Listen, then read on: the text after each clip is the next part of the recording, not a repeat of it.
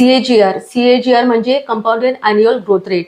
एक रकमी इन्व्हेस्टमेंट केली वन टाइम लमसम मध्ये, तर तुम्ही त्याचं परफॉर्मन्स बघायला सीएजीआर वापरा. म्हणजे तुम्हाला वर्षभरामध्ये सरासरी किती परतावा मिळाला हे तुम्हाला समजेल.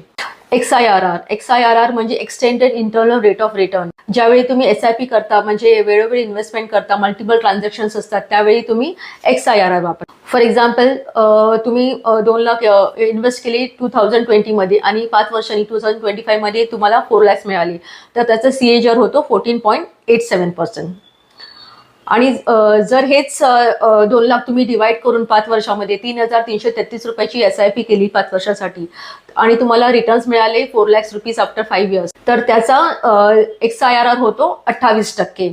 कारण यामध्ये एसआयपी मध्ये प्रत्येक तारखेचे मध्ये तुम्ही जे इन्व्हेस्ट केले त्या तारखेचा विचार केला जातो. शॉर्ट टर्म इन्व्हेस्टमेंट असेल म्हणजे 1 वर्षाच्या आत, तर तुम्ही ऍब्सोल्यूट रिटर्न वापरा. म्हणून तुम्ही तुमचं इन्व्हेस्टमेंट रिव्ह्यू करताना दरवर्षी तुमचं सीएजीआर किंवा एक्सआयआरआर ते नक्की चेक करा.